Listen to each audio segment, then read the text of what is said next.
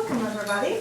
Let's start the regular meeting of the Marinwood CSD Board of Directors. Today is Tuesday, November 12th. Thank you so much for coming. And we'll start with call to order and pledge of allegiance, please.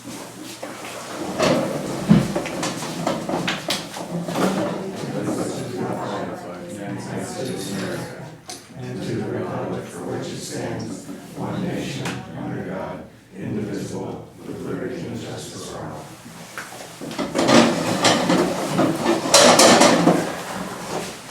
Item B is to adopt the agenda. May I have a motion? So moved. Second. Any issues with the agenda from the board? Any issues with the agenda from the public? I'll call the question then. All in favor? Aye. Item 3 is the consent calendar. That includes the draft minutes of the regular meeting of October 8th, as well as bills paid. May I have a motion from the board to approve the entire consent calendar?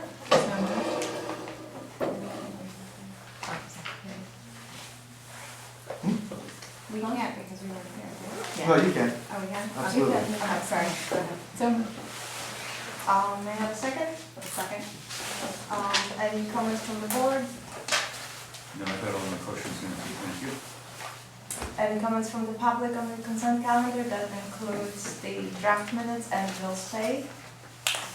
Steve? Yeah, first of all, I know Bill Hansel's been doing a lot of work for us and really has not been submitting billing again. And I'm wondering, it's kind of a problem because we want to know how much we're investing in the shed. And so I ask at least an update of hours, even if he doesn't bill. I think that's important because this is one of the most significant capital expenditures that has been made in this district for a long time. Secondly, and this is consistent with other comments I've made, the revenue side of the equation seems to be missing, and without targeting revenues and understanding what's making us money, what things are costing us is kind of irrelevant. So I would ask for a more in-depth reporting than what the consent calendar offers us. That's all. Thank you. I will call the question. All in favor? Aye. We'll move to item D, which is the public comment, open time for items not on the agenda. And I would imagine that's the reason why we have people in the audience. So who would like to take the first stab? Go ahead, Eric. So as it relates to the pension crisis, which is obviously concerning for new homeowners that are with property taxes, I guess my question is overall long-term, I guess for this year, I think it's 50K-ish profit this year, maybe 70K, somewhere around there. And given whether it's $5 million of the unfunded liabilities or $8 million, I guess my question is I would love to understand what the options are in terms of operationally what we're doing in terms of whether it's new outside of increasing property taxes, is there doubling camp size and things of that nature that we can, that are in the mix that is good to understand and how the community can help in that. Our resident expert on the pension is Jeff Naylor, who has done tremendous work for the district, and I think thanks to him, the board has never had more clarity on what's facing us and what we can do, and I think everything that we can, we are doing already, but specifics, anything you'd like? We don't comment on, we don't, Oh, sorry. this is open time. Okay, so I guess I would love to learn operationally what we could be doing, what we're thinking about doing differently in terms of how we're operating within the district. I guess that's just an open question. Excuse me, your name is? My name is Eric Bingham. Okay, if you don't mind, I'll reply to you offline. I would love that, thank you. Okay. And then I guess the second question that I have related to the landfill or land piles or landscaping that's next to the maintenance shed. I guess I would love to understand operationally, it's one area that I've been confused about relative to how, call it 400 square feet of debris will fit inside the yard along with the large truck, the trailer, and also the backloader, and how all that, the actual mechanics can be successful in that small space. So I guess that's my biggest question, and I don't know if you guys follow next door, but Bill gave some additional color on that, and he mentioned the existence of another site for potential storage and for the maintenance operations to adjust as necessary. So I'll just quote, just so I'm honoring his comment. He said, "There are other areas not on the site available for temporary tree trimming, so the staff will revise their use of those as needed." And I would just love some clarity of what are these other sites that I wasn't aware of as part of this approval process. That's it for me. Again, I don't think we're supposed to have a back and forth, Okay. so, My thank you noted for your I just wanna note my concerns. concerns. I think the best way would be to forward them to Eric Okay, via email, and I'm sure he'll do his best to answer them. gotcha, thank you. Nothing further. Thank you. Welcome. Thank you for Do you have coming. anything to say? No, I mean, I kind of follow what you were saying. Oh, okay. Oh, I have something to say. First of all, actually, happy time here. We had a real eventful month with the blackout, Halloween. I got to know some of you a little bit better, and that was really a joy. And I look forward to working with everyone going forward. I still have, concerns in the safety review specifically, and also the shed. And I guess we can address that later, but I wanted to congratulate Eric. You're finally at the point where you've got the plan, I guess, accepted with the, now that you have the story poles up.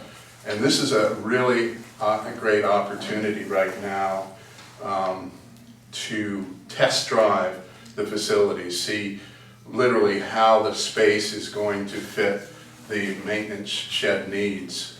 Take it from me, I've built a few boats, some cabins and stuff. I understand how stuff works, and a lot of times it's not until you get to the full scale you really understand how things work. And this will be a good opportunity. For example, one of the allegations I've made, or comments I've been making, is it's going to be really hard to move vehicles there. So this is an opportunity to take the space that you have right now, put out some cones, and then just try backing up the vehicle, turning around the vehicle, doing the stuff that you need. And in fact, I encourage each one of you to try to back up a 20-foot trailer with a 22-foot truck. I think you'll be quite surprised at the challenge that presents you. But that's all I have to say for right now. Thank you. I want to follow up on what Steve said, and that's regarding the blackout. It's got to happen again in the next few years, I would think. The reason I mentioned it, my business was emergency generators. And I always talk to Cameron Case about CERT. It seems to me there should be an emergency power source here as a community center. I don't know if there is, I don't know if you have plans for that, but since it came up, it's worth talking about. Chief, didn't you guys have your doors rolled up during the time? I mean, if you can't even roll up your doors, I mean, it seems like there should be 50 or 100 kW. It doesn't take that much space. It might cost, I don't know, $30,000 to invest in it. It might be something worth for the community, just to put on lights where somebody can come, or, the cell phone deal was a big problem, place for residents to, charge their phones or something. Just a thought. Thank you. Thank you. Having heard from the public, we'll move to the district matters, which is item E, and we'll start with one, which is the public hearing on the adopting and modifying the California Fire Code, International Fire Code, and Appendix A of the International Wildland Urban Interface Code. We'll start the public hearing with the chief maybe giving us a short presentation or update or summary. Is that okay? Yeah, he can certainly give you an update and a summary. In terms of the public hearing, it's precisely for that. I would call it, the public hearing to session. It is a chance for the public to make comment. It isn't necessarily a time for dialogue. Dialogue can come in the next agenda item. It is simply for them to have comment and then for that to be entered into the record. Okay. But with that said, the chief can certainly provide a intro to it. I think a short intro would be lovely. Please. Great, thank you. This is a 3-year update to the fire code and building code, which is, we don't take action and adopt the code with amendments. The state will require that it's done at the first of the year. So it's an opportunity to have a correlation amongst our neighboring agencies. The fire prevention officers have been working for the last 3 to 4 months and ensuring that the code is similar. So the updates here that are being recommended are also being done throughout Marin County. Some with very few exceptions, and some of the agencies, I'm not even aware of the specific details. Everyone's essentially adopting a model ordinance here. There's no significant changes to the code. There have been some clarifications relative to conflicts and potentially where there were code language that may be confusing. Those have been resolved, which is, I think, helpful to everyone. It's predominantly a building-related code, and then the fire code, which includes everything from means of egress and how to deal with crops and vegetation, is in the interest of occupant safety. So life safety hazards, life safety systems. There are some changes relative to vegetation management, but none that are significantly different from those that we currently have. And I can answer any questions that you may have for the public. Okay, thank you very much. So since it's a public hearing, let's open it for the public to comment and give us opinion. Stephen? Yeah, so there are changes, Chief, and how are we to know what the changes are? We've illuminated some of the changes. That they're pretty significant in terms of the overall fire code. The changes are considered not substantive, and so we're glad to go through and highlight some of those. I can tell you that some of them have to do with ensuring that when structures are rebuilt, that they're done in a way that's consistent with the building code. There were some problems with the language there. Also with vegetation management, we've ensured that there's correlation amongst all the different agencies. So there we have some detail that's listed in there relative to clearance from roadways, clearance around structures. We didn't get into any of the specifics that you may have read about in terms of some things that Mill Valley's been involved with, which is essentially eliminating plants within certain distances of a structure. So, and again, this is done in a consistent way with exactly how Marin County is adopting the code as well. Thank you, Chief, for the clarification. I have to say it was a challenging read, and now seeing this binder makes me even more hesitant. May I Go ahead. continue, Counsel? Yeah, so I hear what you said, and unfortunately, I hate to ask you, but I mean, really, I don't think that there's any analysis that can be done if we don't know what the new inserted language is. One of the things that caught my eye, not that I'm in the business of doing this, were all the permitting requirements, and to me, when I hear permit, I hear, you know, tax, fee, tax. And I understand, you know, health and safety obviously is critical, but it just seems to me, you know, approval of this is really approval of a collection of fees, and we don't even know what the fees are. So I mean, I realize you want to get a yes answer tonight. I just don't think it's ready for prime time unless the specifics are known and can be weighed objectively. And that's all I have to say. Thank you, Stephen. Would you like to comment? No?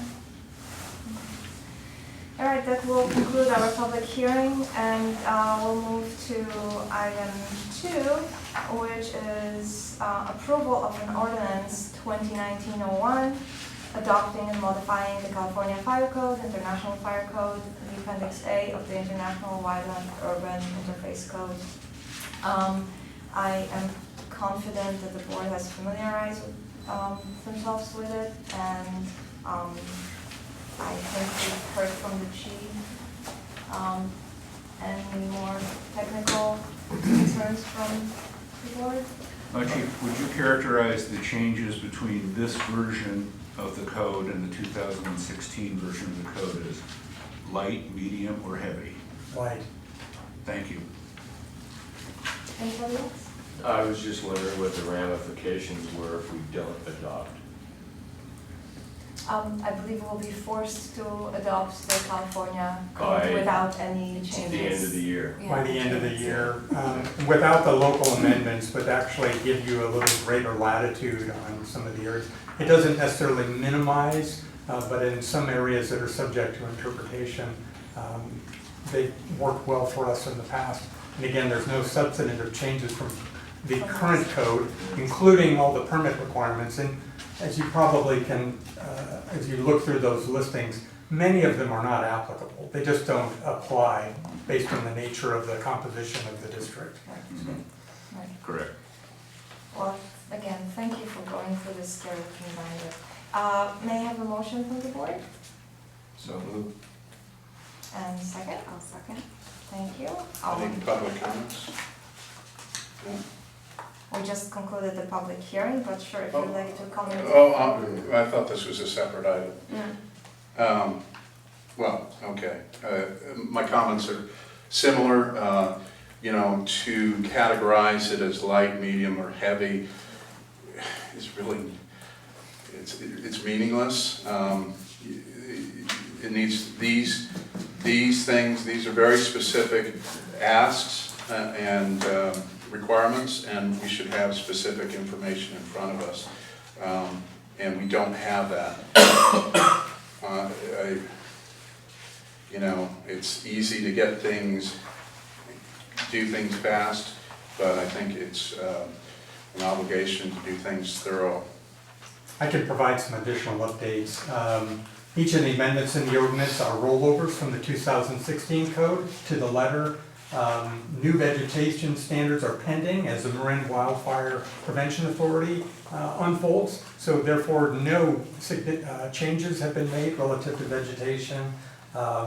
Other changes in the code were just based on what the state took action. There's a state code and an international code, and some wording changes and clarifications to make the code less susceptible to multiple interpretations. And the geographical limits are necessary only to help justify local amendments that we make, the climatic, geographic, and topographic. The ordinance does not change any of the existing rules for automatic fire sprinkler systems. And again, there are no substantive vegetation changes. And because there are no changes, there's no CEQA impact. County Council has also vetted the code for Marin County and approved that. And appendices, and the reason they were listed, and that's done for a legality that are included in the code. That's the first time that they've been done in this process in the past. They were adopted by reference in the past, but it's been recommended that they be listed in case there's an applicability. Think fireworks, other activity that might be included in there that might be used And then, as I mentioned, everyone worked to try to minimize the impact of making any significant changes and tried to ensure correlation among each agency. So it was really, no matter which agency you were involved in, and this makes it good for residents and good for businesses. Why should you have a completely separate, set of codes if you're operating and starting a business in Marinwood, or a section of the county, or San Rafael, or Novato? So there's a lot of work done at what we call code correlation. Thank you very much, Chief. All in favor? Aye. Aye. And we passed the ordinance. Moving on to fiscal year 1920, first quarter profit and loss, budget to actuals, and variance report. We are just reviewing the P&L. Eric, would you like to present, please? Yeah, sure. I gave you a fairly detailed staff memo leading into this, kind of pointing towards the drivers of our revenue as well as of our expenditures. I also tried to do some prior year comparisons in my staff memo just to give everybody a sense of where we were at this same point last year. And as you know, last year we finished from an operational financial perspective quite well. I anticipate more of the same. I also wanted to make note, if you look at the bottom of my memo, the second half of, as of October 31st, which was a month into Q2, our cash holdings in our treasury fund was stated at approximately 2.13 million, which is an increase of almost a full million at the same point in time, year over year as compared to last year.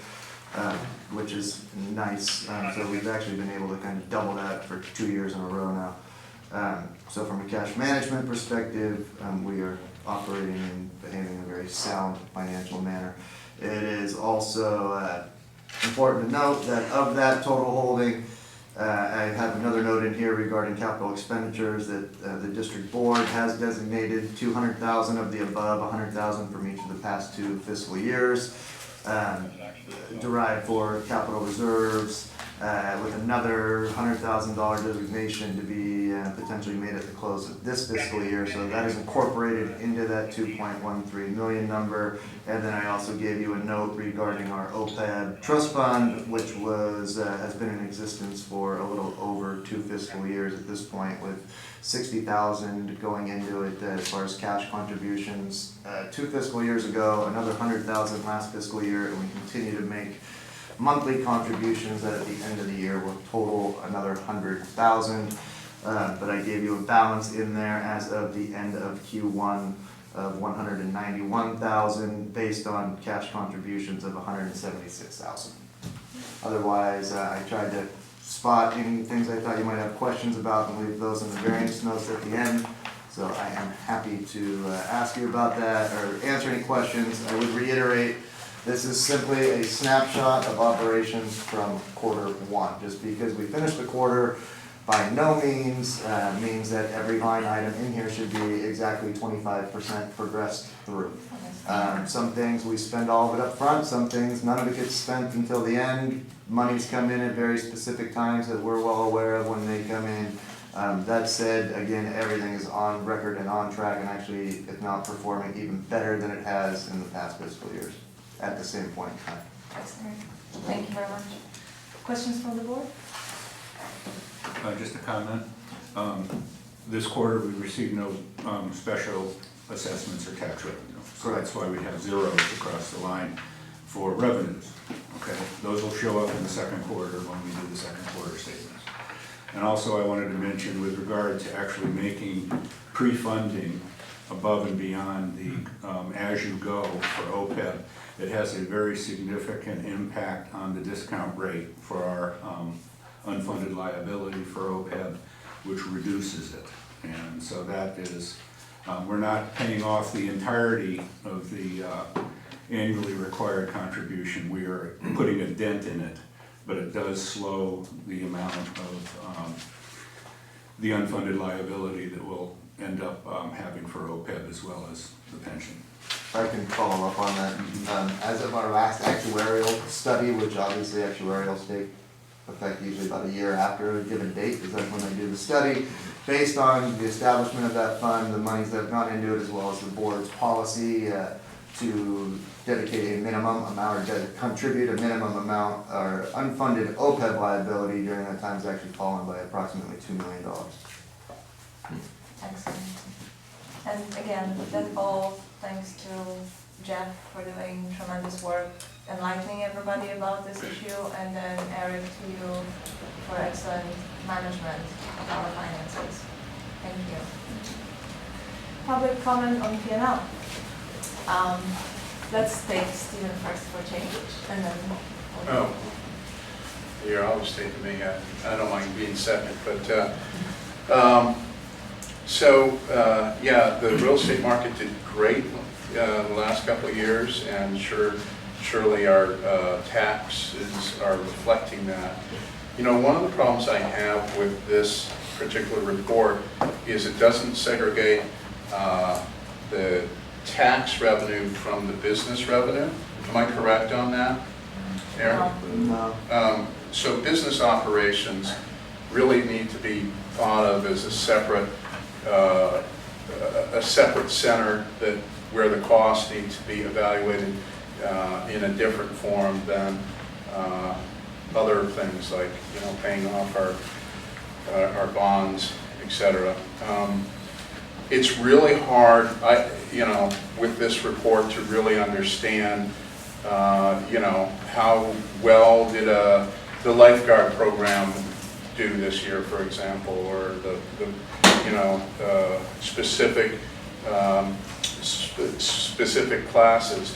Everything is kind of jumbled into a large number where you really cannot get to the details. It suggests that everything's fine when it may not be. I mean, if we're doing activities that we're losing money in or barely making a profit, to use that business term, maybe we shouldn't be risking our capital in that. We need to make sure that things like our pool, these large capital expenditures, are being banked, as well as, of course, the overhanging pension issue, which is your legacy. There's several legacy items that you guys are dealing with that your names will be attached to. I hope, you know, do the community justice. Thank you. Thank you, Stephen. Eric? Of the, relative to the, I think it was $2.1 million on the books, do we have an estimated balance of the Measure A funds as part of that 2.1? The Measure A balance is not actually part of that 2.1. They're held in a completely separate fund. Let me write that down. I don't know that I wrote it down for the purpose of this report, but I know that I reported what I anticipated it to be back in June. Shoot me an email, I'll tell you what the balance is of it. I just don't have it immediately in front of me. And I guess my second question is do we have a sense of the receivables for Measure A going out, whether it's this year or following years? We do have the sense of it, and we usually get an estimate a couple of months ahead. In terms of receivables? Yeah. They usually come in shortly before June, yes. Yeah, they've generally been roughly $90,000 a year for the district. And is that in perpetuity until there's a voter bond that changes that? No, it I think expires in like it's 22, 23, I think. Yeah. But there's a lot of talk that it will be placed back on the ballot again for another round. It's a sales tax related measure, not a property tax related measure. Thank you.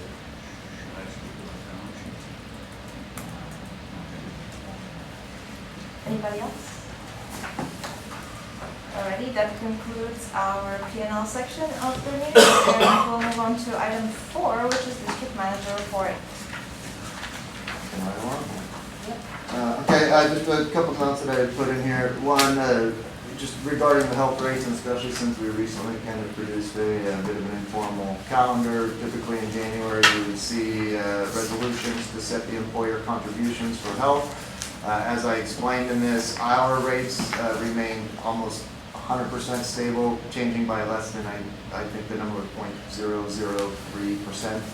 And that was because CalPERS, who we contract to for our health benefits, Used to have 5 regions, they consolidated those into 3 regions, one being a much larger Northern California region, of which the Bay Area rates were already the highest, so they brought everybody else up to the Bay Area. Some areas experienced massive increases while we remained the same. I would expect it to go back to more of their standard 4 to 5% increases again next year, but as such, it had 0 material impact on employer contributions, and with that, we do not need to provide another resolution stating that we are maintaining the same contribution levels that we currently have. That resolution is fine. It doesn't have to happen every year, only when you want to change. Secondarily, on the park maintenance facility, as you may have noticed or seen or heard, there are story poles up, and as Stephen mentioned at the beginning, that was the final piece that we were waiting on getting done for our design review application. I reiterate in here, design review is a county process. It is not a district process.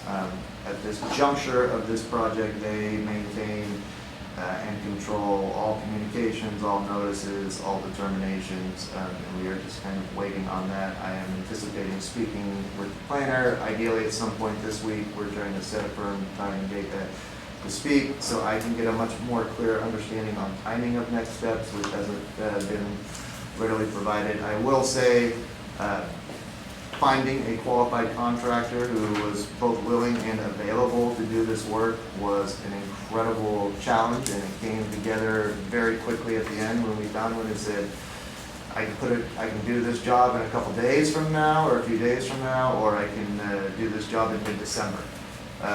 So we took him, and he was qualified for the job. He actually was much cheaper than some other people who've given us loose estimates as well. So they are up, they are done, they were all installed by a qualified contractor based in accordance with the story pole plan that was submitted to the county. Finally, just a little update on what's happening with the LAFCO working group in terms of fire service. We did have an initial meeting.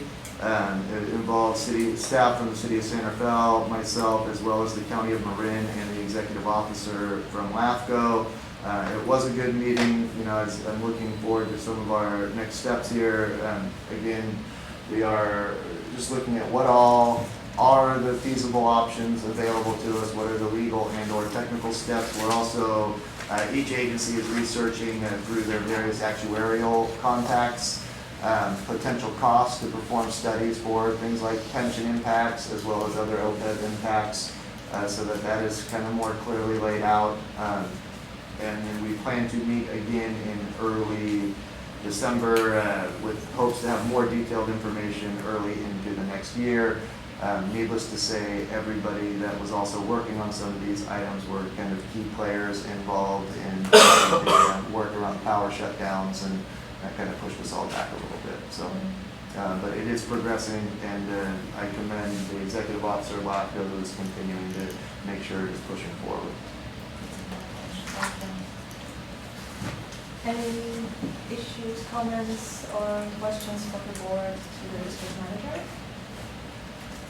I'd just like to mention with regard to the maintenance facility, I'd like to ask if there's some way that we can get out or resend the links to the actual information that is on the Marin County site and is also on our own site, so that we get past the subjective information that's being published in Nextdoor for the most part, and we start to talk about factual information so that we can all be talking about the same issues, the same facts.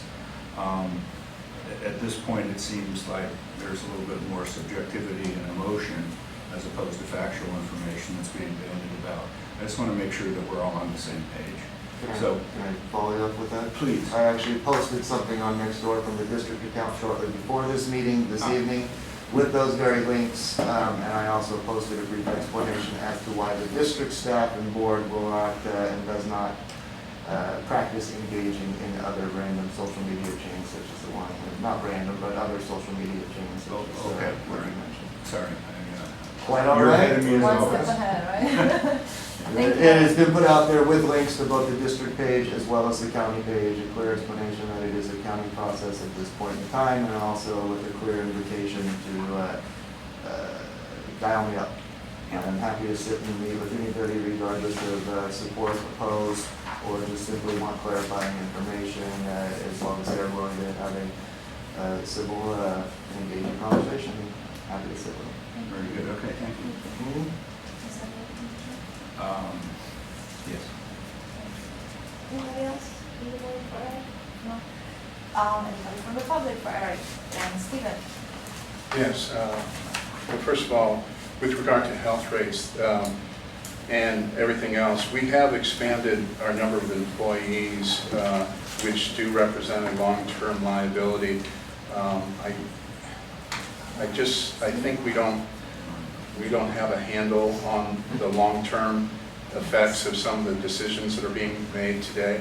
With regards to the next door, for example, I did want to address that.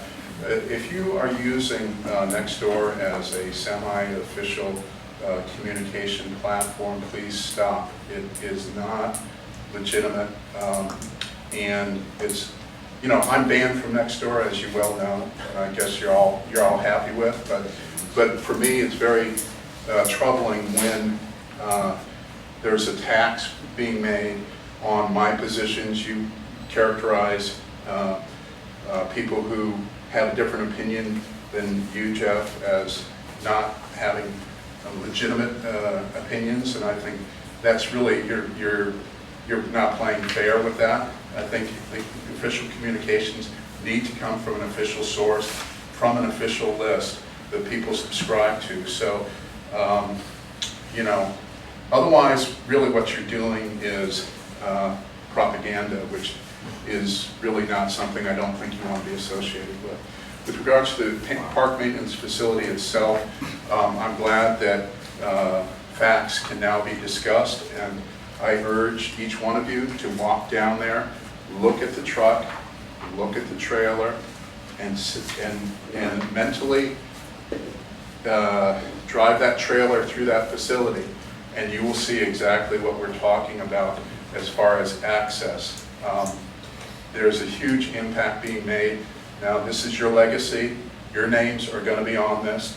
I'm sure you guys don't want to be associated with a boondoggle, but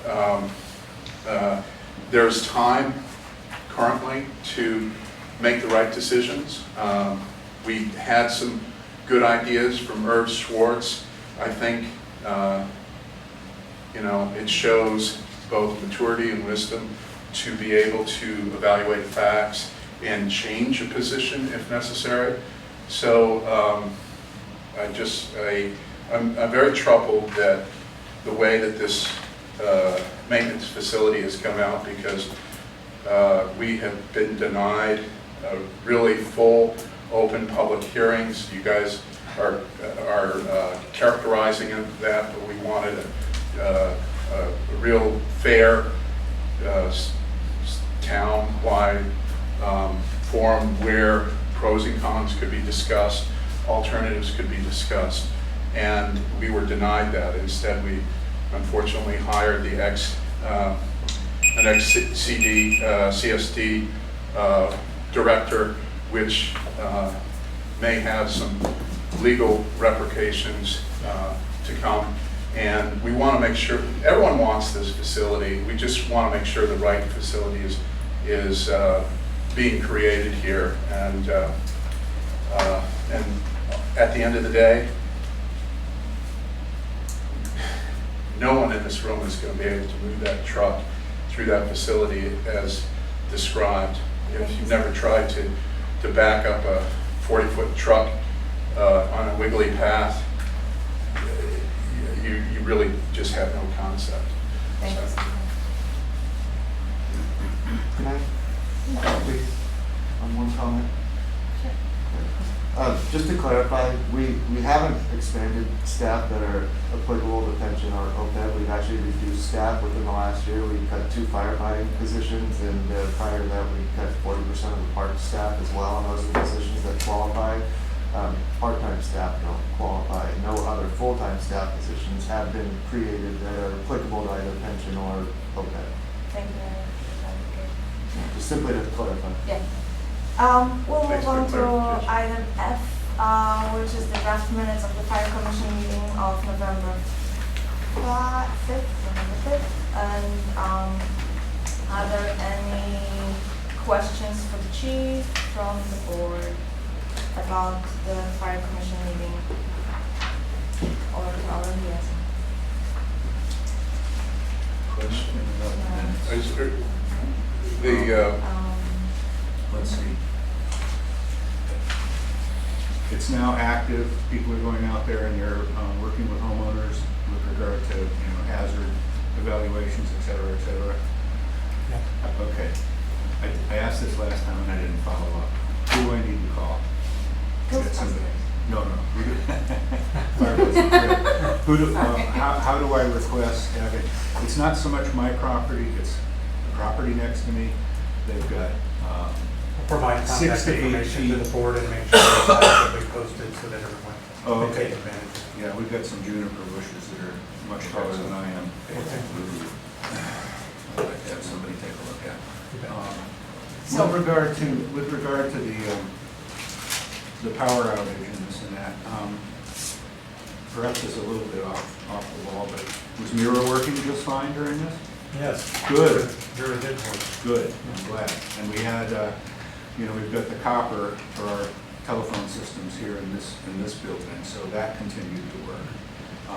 And the battery backup, or the generator, was able to keep the fire station operation, correct? And that was sort of the limit of Yes. it? Okay. All right, fair enough. I was glad to see people down here and welcoming people who had questions and this and that. That was excellent.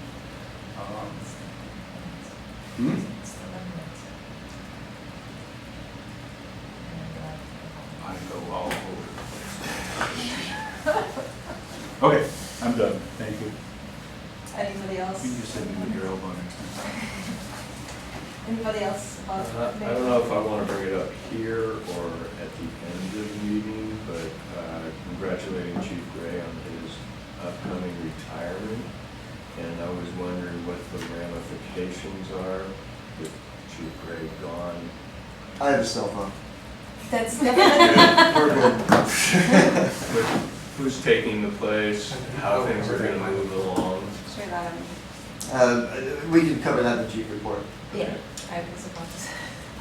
I'll just make a comment that I just wanted to thank our firefighters and our volunteer firefighters for all their help during the power shut off and the questions that people like me came to beforehand. If we could maybe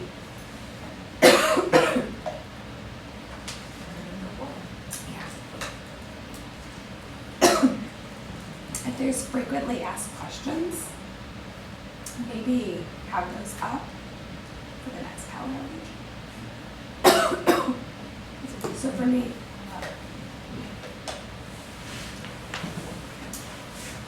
I found out the night before I needed to start nebulizing your daughter the day of the power outage 4 times a day. And I was like, how do I nebulize a child without any power? And you guys gave me the wonderful idea of going on Amazon and getting a plug-in for the car. It's like maybe those little things that people come to you, like and they can prep ahead of time, and frequently ask questions. I don't know. It was really helpful for me. And Amazon delivered during the power outage. So we're still on the draft minutes of the commission meeting and we'll take comments from the public.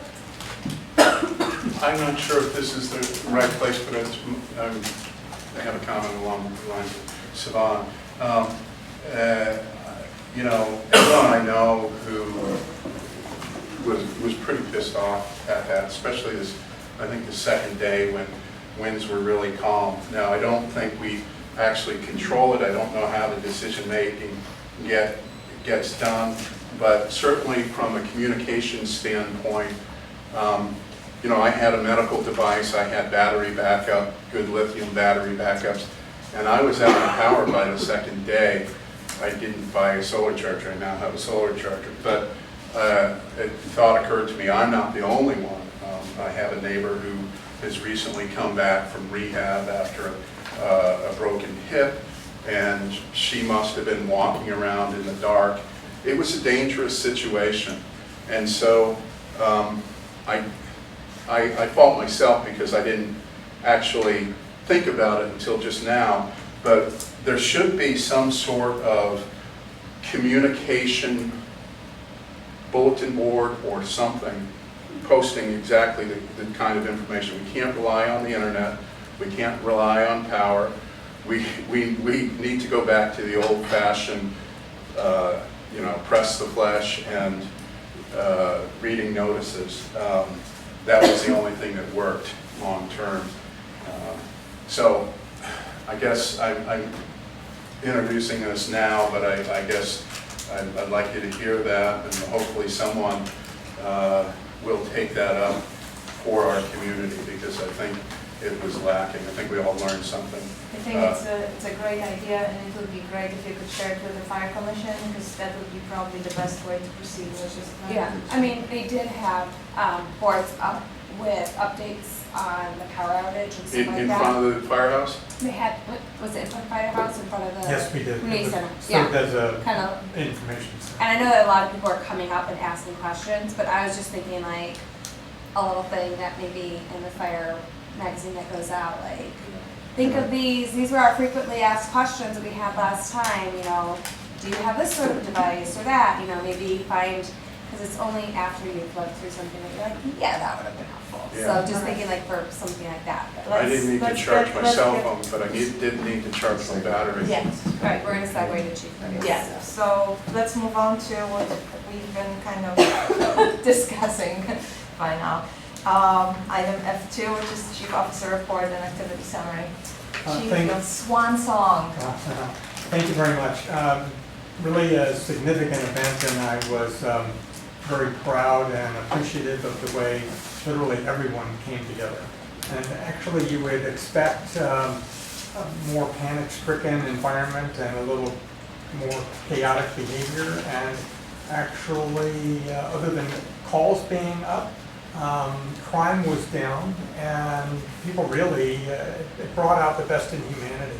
And I think if you looked at the grid, PG&E ultimately took down power to about 1.1 million customers.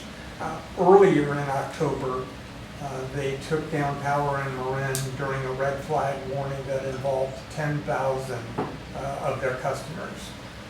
On October 26th, they took down all of Marin County, 100%, and it involved 121,000 customers. So multiply that by numbers of people, but those are the number of PG&E customers, and literally took out all of our what are called medical baseline and our critical infrastructure. So anyone without a plan and power was significantly affected, and even those that had emergency power were still significantly affected. We experienced multiple failures with generators that honestly, although they're tested with some frequency, generally aren't required to run for hours and days. So, you may have your own exact timing of your event at your home. I can tell you ours was 74 hours and 53 minutes, only because the system kept track of the exact term of the outage between October 26th and October 31st. Power was restored to everyone at 6:30 p.m. on Halloween.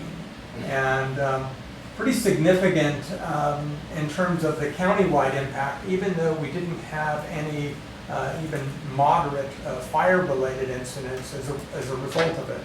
PG&E ultimately made a decision on the threat that was posed, essentially that affected the transmission lines providing power to Marin County. So think of it beyond the envelope of the entire county, but look at the narrow path of the transmission lines that are serving and whether or not those were going to be affected. And ultimately, I think there was a lot of valuable lessons learned through this. We did lose power, emergency power at some critical, high-risk facilities. Think convalescent homes with the most vulnerable patients just outside of being a hospital, and recognize the limitations on existing bed capacity to actually rehouse those. One of the reasons we ended up with over 700 people at the Marin Center as an evacuation is because the expanded area of the fire in Sonoma County affected skilled nursing facilities, and they had to be evacuated. So not only did we end up with a very mixed group of people that desperately needed shelter, we ended up people that were vulnerable because of medical needs, and ended up really running a healthcare facility out of a portion of the Marin Center. So, and much like the community coming together, I think there were plans in effect, but there was some valuable lessons learned. There was an after-action review that was conducted. There's still surveys and other instruments that are going on. There's another meeting this week. We attended one last week. There'll be a significant after-action report coming out with recommendations. Some will require action and education. Some will require funding. And we'll likely make some recommendations here locally.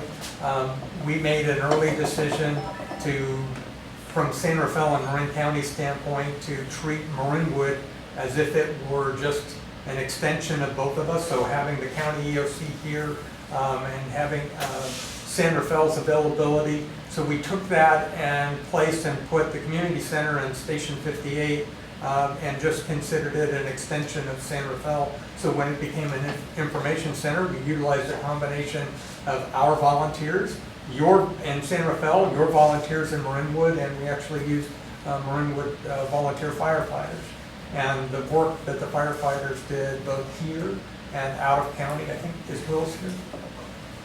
Wills is here. Wills was obviously out of county earlier in the month at the Saddle Ridge Fire in LA County. And then we had two of our members that were participating in a pre-positioned strike team that was put in place for the event, the Red Flag event, additional engine companies.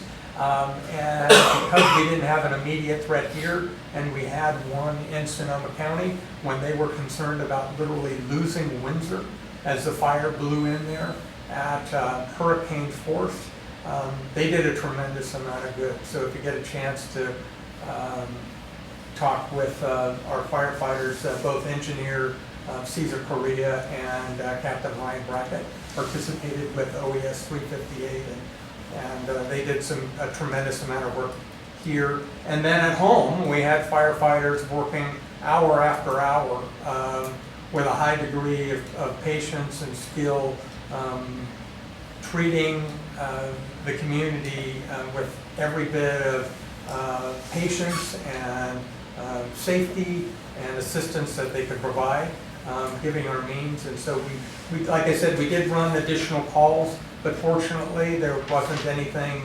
significant that went. The first power was restored actually critically to the Marin General Hospital, now called Marin Health. They actually had multiple failures of emergency generators. And this really happened despite your best plans and the best sizing of equipment. There were generator failures up and down the entire region. And we had 2 generator fires at the convalescent care facilities. One involved an actual fire that the generator started. And you know, like anything else, these will point out weaknesses in your plan, and how well are those systems really going to do when they've got to last for 48, 72, 96 hours on end. A high point of vulnerability was actually discovered when we found out that there wasn't one service station available in Marin County. We obviously know there were several store owners that stepped up and operated. So the 2 significant lessons I think were learned were people with a voice over internet protocol, or particularly Comcast, without the copper lines, as was mentioned earlier, had a complete failure of any phone services. I think the cellular phone services actually did better than anticipated, even though about half of the cell sites actually went down, but their coverage is such that we still had a fairly good concentration of cell sites that did have either power that was being provided by emergency generator. There were impacts with SMART. Part of the difficulty there is they needed emergency power via a generator at each one of the crossings that they did not have in place.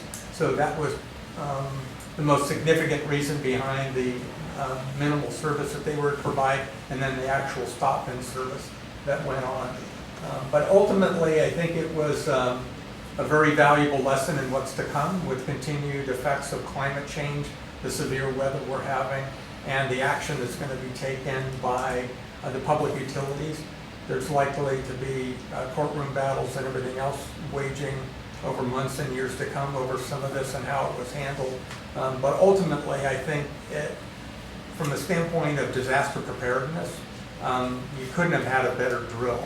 That was very realistic, and although there were some negative outcomes, the fire threat was real. Whether or not we experienced it here to the degree in Marin that Sonoma did, is still questionable. I think we fared much better than was anticipated with the weather.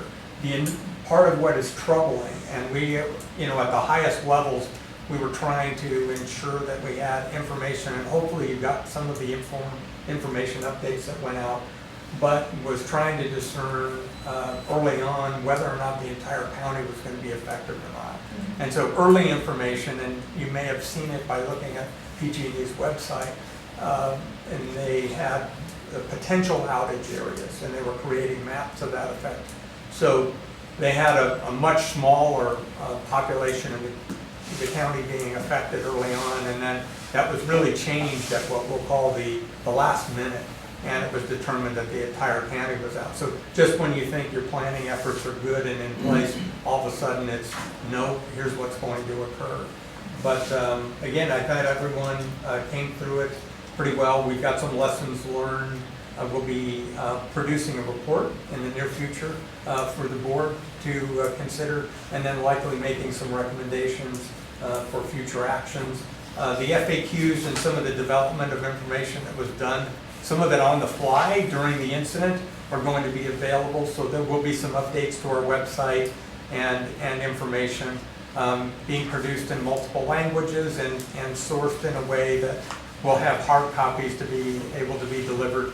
If people aren't able to access the internet and access their phone and other things, that we're back to basics, and let's go to that list, let's go to that checklist and information.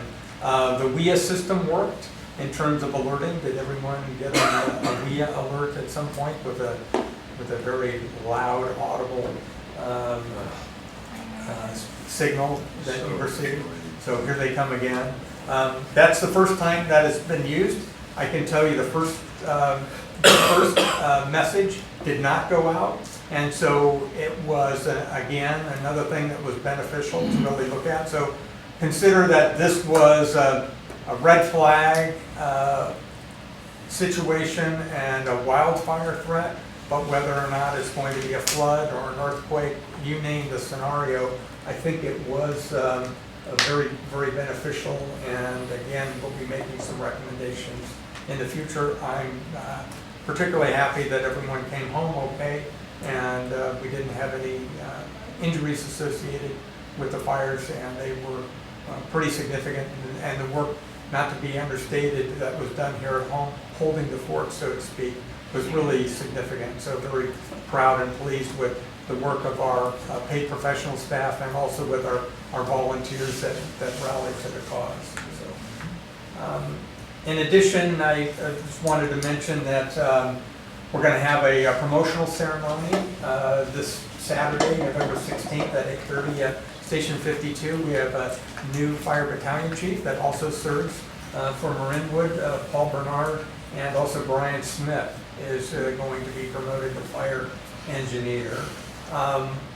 Vegetation inspections are continuing. We actually have one of our Marinwood volunteer firefighters that we hired as a vegetation inspector via the city of Santa Fe, Sean Rule, who's been doing a terrific job. So he's working directly in the community and is available for assistance. And just last week, another NCCC, which is National Civilian Community Corps, the AmeriCorps team, has started, and they're available to actually assist people that can't provide for themselves in creating defensible space around their homes and in their yards, and to do any work in public open space. So they're available, so we're looking forward to having them conduct some projects. And additionally, and this was reported last month, but we had a good time up at Firehouse Subs. And the impact of those thermal imaging cameras can't be understated. So nearly a $20,000 expenditure, but it puts 3 thermal imaging cameras in the hands of the firefighters that can be used without, where is that thermal imaging camera, who's got it, an old one. These are all brand new, and they work really well, and they go a long ways towards improving life safety in a variety of situations. So, and not just looking for heat, but looking for people. So it's pretty significant, and we're very thankful for that. As was stated, the Marin Wildfire Prevention Authority was approved by the Marin County Board of Supervisors. 17 agencies joined, and there'll be a final hearing on next Tuesday, on the 19th, to determine whether or not it'll be placed on the March 2020 ballot. And couldn't be more supportive of that.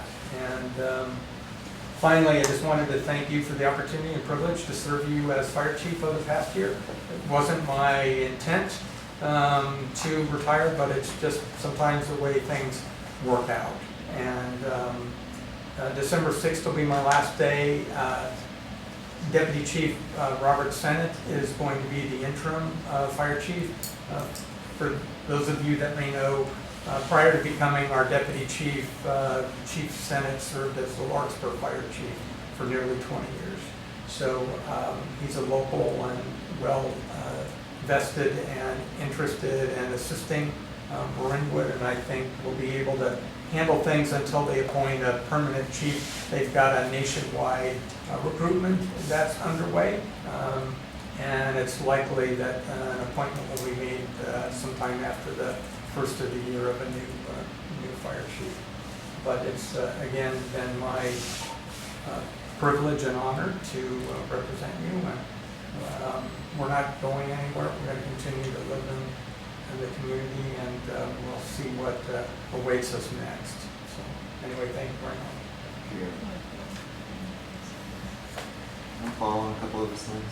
Just to clarify, when he says as an information center, and to Stephen's questions, I was down here for every day of the thing, including the weekend days. The EOC, or the Emergency Operations Center, multiple times a day, and sometimes within hours of each other, were posting very large poster-sized signs with whatever updated info they had at the time in both English and Spanish. And they were putting them right in front of the community center where the windows are by the lobby, and these things took up like the entire windows. And I would be sitting here, and what seems like less than an hour, maybe 2 hours, all of a sudden they'd come back, take down the old signs, and put up more updated ones. And I also spent a lot of time next door in the fire station with the on-duty crews, and I have to commend them and how, for lack of a better term, just their public service and engagement. They got a lot of people showing up throughout the day with questions of any nature that you could imagine, that some that they reasonably couldn't be expected to answer, but their attitudes, their positivity, their welcoming, their reassurance that they provided everybody who walked up, I was just truly impressed and admired them greatly just for their customer service, I guess, for lack of a better term. They were really, really great. In terms of Chief Sennett filling in an interim basis, I feel I've gotten to know and work with Chief Sennett quite a bit in the past year. From my perspective, from administratively our relationship with the fire department in Santa Fe, I have all the confidence in the world that all of the standards that Chief Gray helped to maintain and the communication and everything else will be, we're not gonna skip a beat. I'm gonna miss Chief Gray dearly.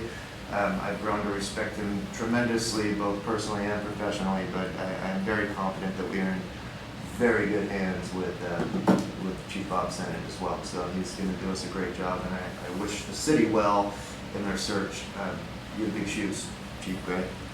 I'm not sure how well they're going to be able to fill them, but just thank you. It's been a privilege and an honor working with you this past year. I was saving my recognitions for the last item on the agenda, but if you're going to walk out, I'll stay on. So let's go back to the chief's report and see if there are questions from the board, comments? Remember, I already asked mine. Yeah. Anything from the public to the chief? Stephen? Yeah, first of all, I want to congratulate Chief Gray on his retirement. And second of all, I want to ask a question because I don't quite understand. The threat assessment during these power outages, is that PG&E that makes these, or is that something that is a local decision? The reason I bring that up, day 2 of the power outage was a pretty calm day, and the reason for the outage was high winds, and it seemed like, okay guys, get your act together. I grew up in the East Coast where the storms would knock out power lines, but they would go up as soon as they could. So maybe you can just help me understand the threat assessment. The threat assessment is all conducted by PG&E, so we have input and they receive input from various resources, including the National Weather Service. We have the benefit in the EOC of actually having a PG&E rep and a member of the National Weather Service there. The decisions were not made in our EOC in Marin County. They were made at the highest levels at PG&E. But as I mentioned earlier, the threat was really to the transmission lines. So while we're thinking about distribution lines and maybe the overhead lines that are around the county, they weren't looking at the conditions based in some of these areas in Marin County. They were looking at the source of where the distribution lines and they're running through to serve Marin County, and not being comfortable that those conditions that they were experiencing, and they were reaching wind speeds in some cases over 100 miles an hour, whether or not they would sustain those winds without being damaged. So that's my understanding. So the other concern, both of you addressed it, Eric addressed it, is the public outreach, which is great. I didn't know that was happening. I didn't know charging stations were available. I just didn't know anything really. I don't consider myself isolated, but there are a lot of isolated people in our community, especially our elders. And I think what would be very good in our community, it's only 2.5 square miles, that we do the signs like Eric's talking about, but post them like in the Berries and the Stones, just various places around where people can get updates. I'm concerned about the people who are isolated, and they're not going to have internet access. They might not even know that it's coming up, and because this is so serious, a potential problem, they need to know that. And of course, it can't be understated the cost, personal cost, all of us faced who lost our freezer's worth of food. Scotty's Market allegedly lost $200,000 worth of food. I don't understand. I don't feel, I hate to be a doubter, but I don't feel safer because of that. I feel like we've had a drill, but I really, and many people I talk to feel very manipulated by this situation, and anyhow, I don't think it's as simple as we're being sold. I think it's more complicated politically and financially.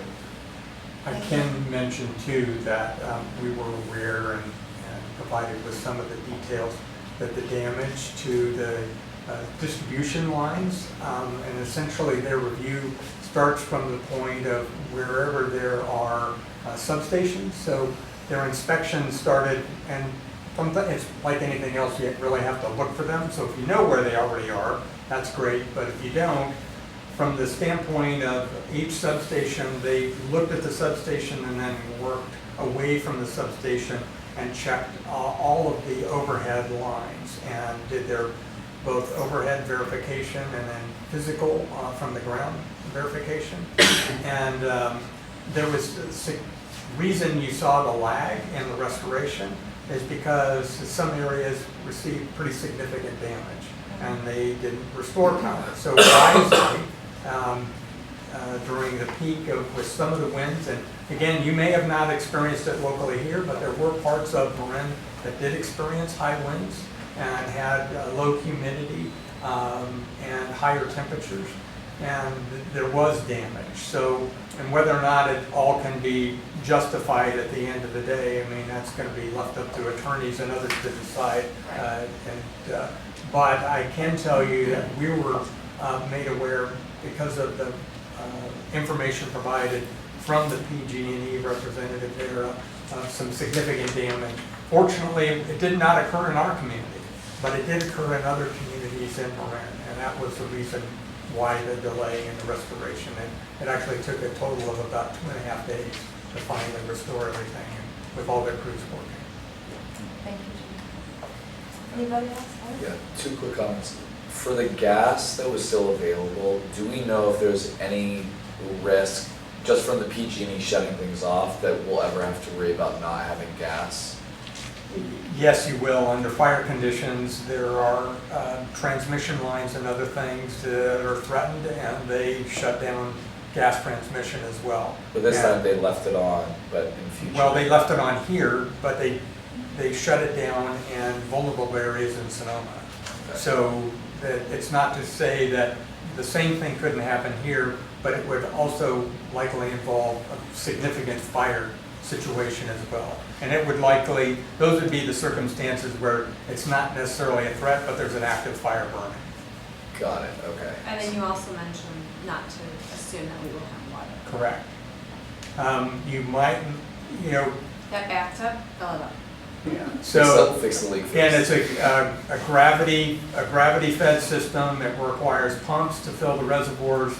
MMWD does not have the capacity to keep up with that on emergency power. So they were literally shuttling emergency generators from pump station to fill up reservoirs during the day.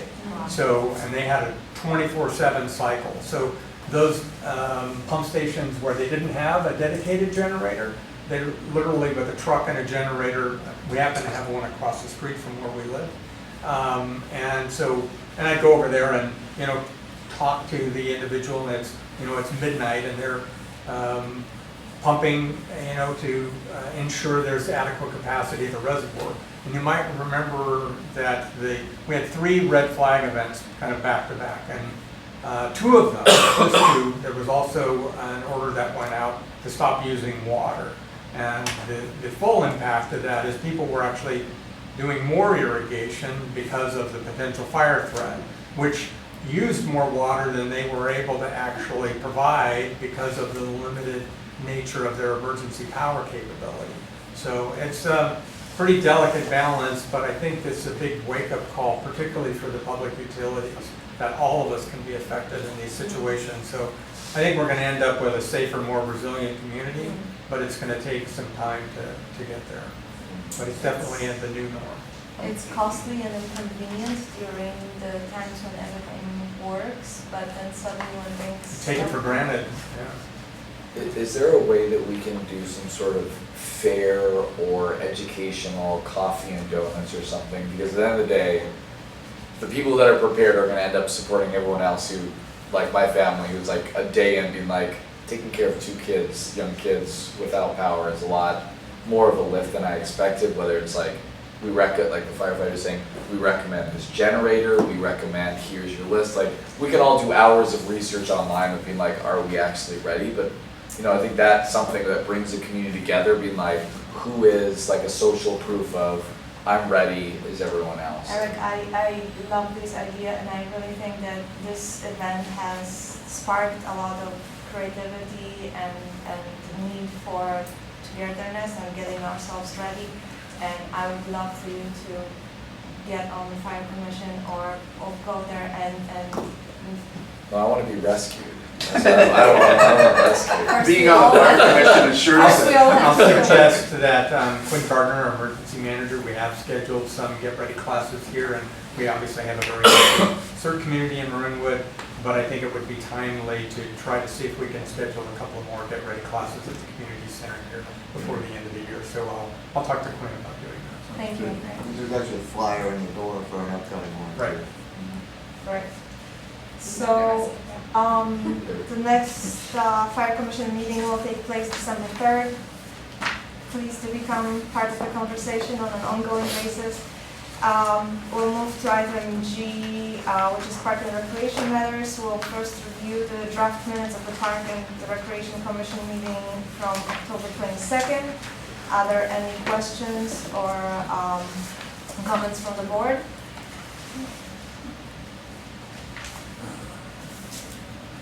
No comments on the meeting minutes. No, I'll stop there. Anything from the public on the meeting minutes from the Park and Rec Commission? Oh, yeah. And you said fire commission before, so I was confused. Sorry. Yes. Park and Rec Commission. Yeah. Well, these are actually questions. I was just kind of wondering what we had invested in the fall art show that we lost due to the postponement.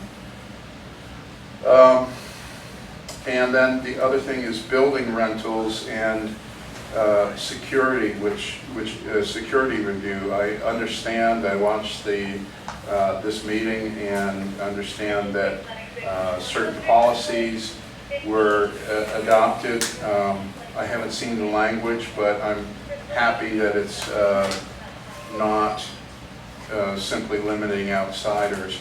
But I understand there's some specifics to it, maybe for the types of rentals, and that makes sense to me. I did a little bit of research and I found that many communities for youth-oriented events will require extra security. Many will limit the total amount of alcohol served. I think Petaluma had a limit of 1 keg per 150 people or something like that. In other words, they're really trying to limit the total amount of drinking. This may not put us in good stead, you know, it might not make us an attractive rental facility for people that, you know, want to have a blowout at a wedding, but maybe we don't really want that type of business here in the center. The other thing is, you know, there's additional items that really weren't addressed. I mentioned some, a modest video surveillance system where date and time information could be used in the event of criminal activity. Maybe that would have resulted in a stiffer set of charges or stiffer penalties for the person in the spring. That doesn't really cost that much, and it's reasonable. Also, I know at least, we could probably check on it tonight, there's a time lock on the bathroom out here that hasn't been working for a real long time. I don't know why it's not fixed, but apparently it's not fixed. That is a potential place for crime. Things like this, I think, really need to be looked at. What was looked at, it seems like just broad rental policies, which are legit, but security is really actually a different question. Lastly, when I did the investigation here on the building rentals, I found that unlike us,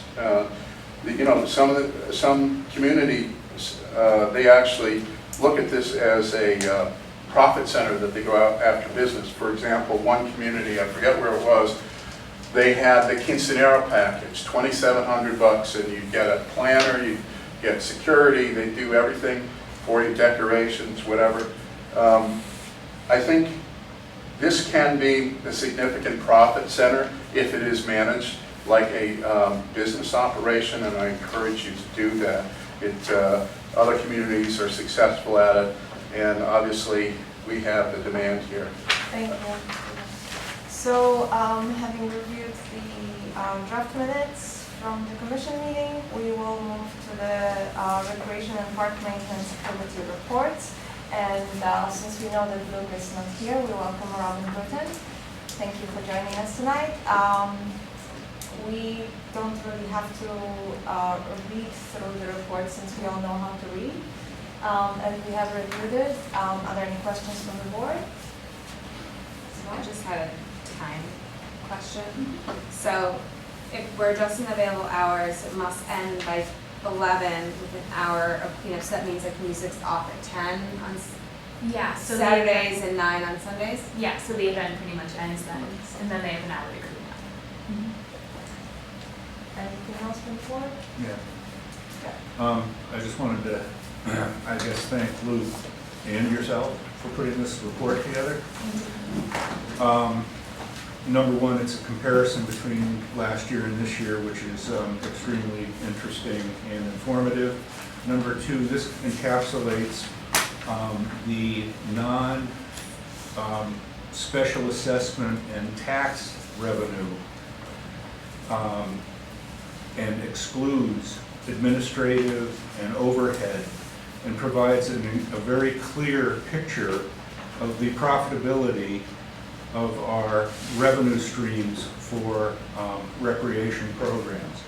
I think, pardon me? And it's done annually. It's done annually, and this does provide an actual P&L of those programs, separate and distinct from the tax revenues that are talked about, or these revenues are talked about at virtually every meeting. Why this happens once a year is because the majority of these revenues come through during the summer months, and when the summer season wraps up, it's a perfect time to look at the entirety of these fee-based revenues. It's an excellent report, and I appreciate the fact that you've put the time into it. I also want to add that another reason why we look at it once a year is because the summer season overlaps to fiscal years. So there is a lot of accounting going back and forth to make sure our books are correct, and they are always blessed by the auditor. And this report kind of summarizes the summer activities, again, overlapping to fiscal years, proving that we do know what's going on, and you are doing it quite well. Thank you very much. Just a clarification on the building rental. It is not a new policy, but rather operational changes that do not require board approval. However, let me assure you, as a liaison to the Park and Rec Commission, we have spent quite a few hours in a really rich, thoughtful discussion, evaluating all possible options, and really looking at trade-off of each option. Looked at tremendous amount of research, looking at other comparable facilities, looking for best practices, and we do have to trust our Park and Rec Commission, as well as Luke's research, that what we have arrived at is the best what we can do moving forward. We'll see how things work. It's always, work in progress. If we need to adjust more, we will do so. But I think we are solid moving forward. I'm confident. So, I'll open it to the public, so. Yes. Okay, so, thank you. I guess a couple of your comments. Thanks for pointing out this report, Jeff and Isabel. QuickBooks is a very powerful program, and I don't understand why we can't get this once a month. It may not give a full picture, but it will tell us what direction the fish are swimming.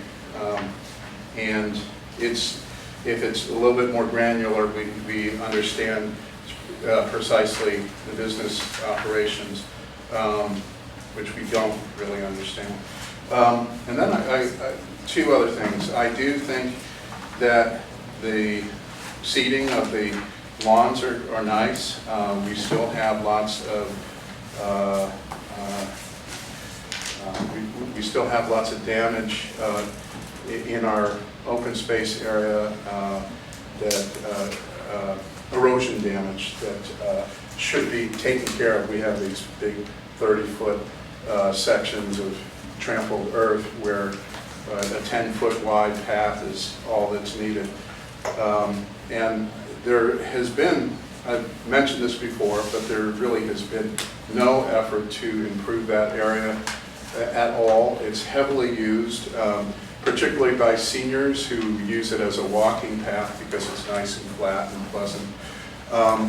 And they need stuff like safety handrails and park benches. And I don't know how many times I should have to come here before you guys actually hear that there's additional needs out in the community that are not being addressed with our substantial budgets and Measure A funds. But I don't think you're adequately addressing that. Lastly, I think rental policy and security are two different issues. The other issue is alcohol abuse in our parks, and it's really actually taking place in a number of places in the park. And I do think we need to scrutinize heavy drinking that's going on in the park. There was a 3-kegger this summer, and you know, basically it's getting too much for a family park to have that. I know the only complaints actually I've heard from the staff were characterized as those guys who drink the Modelo's on Sunday afternoon, apparently a Hispanic community. And I was kind of shocked by that remark. But number one, we need to make sure we enforce uniformly. Two, I think alcohol use, heavy alcohol use is required to have a permit, and we need to do something to make sure that these rules are being followed. This is a family community, a family park, and it really detracts from the beauty that we have here in the park that everyone can enjoy. Thank you. The date of the next Park and Recreation meeting is November 26th. It's awfully close to Thanksgiving. Yeah. It will take place. Tuesday before. Yeah. Okay, great. We'll be grateful. And then item H is new and other business. The first item is to appoint the incoming fire commissioners. We have an application or request to be appointed from Pascal Carcenti, who's been a fabulous fire commissioner, as I recall. And we could introduce a motion to appoint Mr. Carcenti, since we have no other candidates. Introduce a motion to vote for Pascal Carcenti to be reappointed to the fire commission. Thank you for the motion. Second? Thank you very much, Bill. And anything from the board to discuss? Anything from the public? We would always love to have more people. Absolutely. Please, Ed. Rescue. So I'll call the question, all in favor? Aye. Aye. And we have item number H2, which is appointment of incoming Park and Recreation Commissioner. We have interest expressed by John Campbell, who has been tremendous value to our commission, given his dedication, thoughtfulness, and professional experience. And in my opinion, we would be foolish not to reappoint him, and I'm super excited that he decided to pursue this further. So I would welcome a motion. So moved. Thank you. Second. Thank you. Anybody from the board with thoughts, comments? Anybody from the public? Thoughts, comments? How about all in favor? Aye. Aye. Aye. Thank you, John Campbell, and aye from me as well. Very well done with that. And I Is is, it reasonable to say thank you to Shane Valentine, who is not yes, re-upping definitely. for what, 5 years? 5 years. 5 years of service on the Yes. Park and Rec Commission, but sorry to see him go, but honor his service. Yes, thank you. So, board members, items of interest, and some requests for future agenda items. At this point, we can recognize Shane Valentine for his 5-year service on the commission. We can thank all the firefighters for your professionalism, for your dedication, for all you do so fabulously well. Thank you very much. I know the entire community is very grateful.